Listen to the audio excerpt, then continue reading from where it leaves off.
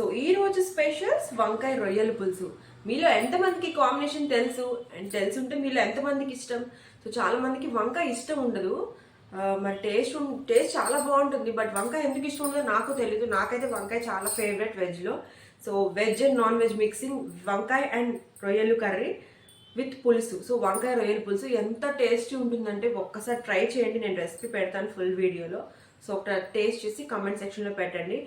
And నేను నిన్న అడిగినట్టు, సో మీలో ఎంతమంది మార్నింగ్ లేచి స్నానం చేస్తున్నారు? నా కమెంట్ సెక్షన్లో ఒక్కరు కూడా పెట్టలేదు. సో ఒకసారి పెట్టండి. వంకాయ రొయ్యల పులుసుకి కావాల్సిన ఇంగ్రీడియంట్స్ చూద్దాం. సో వంకాయలు ఇవి ఉప్పులో నానబెట్టి పెట్టుకోవాలి, లేకపోతే చేదొస్తాయి వంకాయ అనేది. సో పసుపు, ఉప్పు, కారం, పసుపు, ఉప్పు, కారం, చింతపండు రసం కొంచెం, ఉల్లిపాయలు, కరివేపాకు, టొమాటో అండ్ కొత్తిమీర. ఓకేనా? సో ప్రాసెస్లోకి వెళ్దాం. సో కడాయి పెట్టినాను, ఆయిల్ హీట్ అయింది. సో ఆనియన్స్ అండ్ కరివేపాకు వేస్తున్నాను. ఇక్కడ 2 ఆనియన్స్ తీసుకున్నాను నేను. కొంచెం ఫ్రై అయ్యాక చూద్దాం. కొంచెం పసుపు, కొంచెం సాల్ట్ వేస్తున్నాను. ఓన్లీ ఆనియన్స్కి సరిపడేంత వేయాలి సాల్ట్, మరీ ఎక్కువ వేయకూడదు. ఆనియన్స్ ఫ్రై అయ్యి చూసారా? సో ఇప్పుడు కొంచెం అల్లం వెల్లుల్లి పేస్ట్ వేస్తున్నాను. ఇది కూడా కొంచెం ఫ్రై అయిన తర్వాత మళ్ళీ చూద్దాం. సో ఆయిల్ పైకి తెల్లింది చూసారా? ఇప్పుడు టొమాటో వేద్దాం. సో ఇక్కడ నేను స్మాల్ టొమాటోస్ 3 తీసుకున్నాను.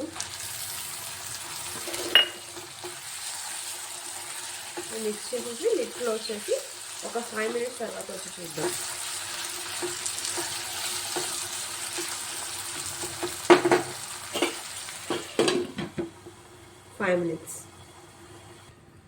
ఓపెన్ చేసి చూద్దాం ఎలా ఉందో.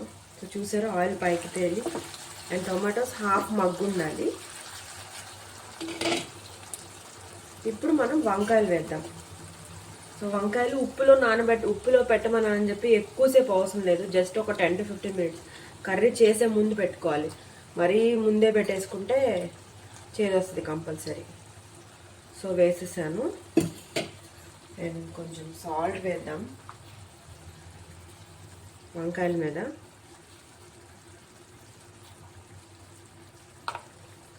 కొంచెం కారం కూడా వేద్దాం, పీసెస్కి బాగా పడుతుంది అనమాట.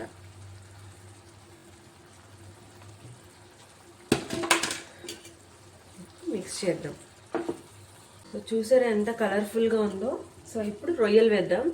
సో 1/2 కిలో వంకాయలు తీసుకున్నాను, 1/2 కిలో రొయ్యలు ఇవి. సో 1/2 కిలో రొయ్యలు కట్ చేసిన తర్వాత ఇవి నేను ఆవగించి పెట్టాను. అంటే పసుపు, ఉప్పు వేసి ఉడకబెట్టి పెట్టాలి. అప్పుడు ఆల్రెడీ ఉప్పు, పసుపు పట్టినది కాబట్టి చాలా టేస్ట్ ఉంటుంది కర్రీలో. సో ఇవి వేద్దాం. డైరెక్ట్గా కూడా వేయచ్చు, బట్ ఇది ఇంకా టేస్ట్ ఉంటుంది. సో మిక్స్ చేద్దాం.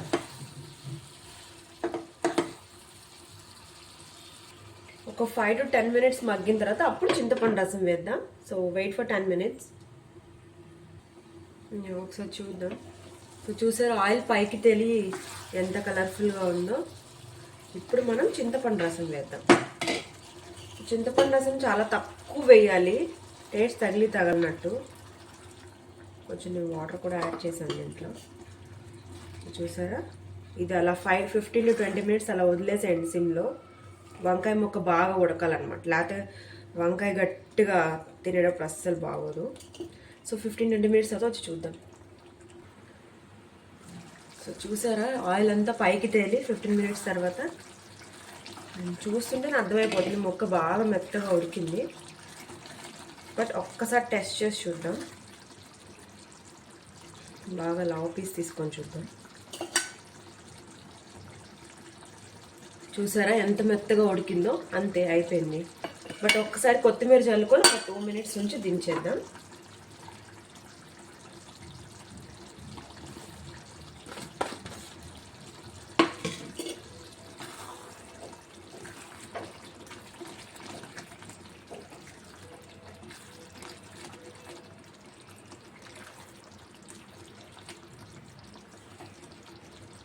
ఆయిల్ ఎక్కువ వేసాను అనుకోకండి. సో ఇది నాన్ వెజ్ కర్రీ కాబట్టి ఈ మాత్రం ఆయిల్ ఉంటేనే టేస్ట్ అనమాట.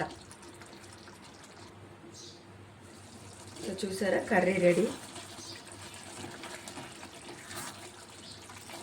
మరి ఇంకెక్కువసేపు ఉంటే ముక్క చితికిపోద్ది.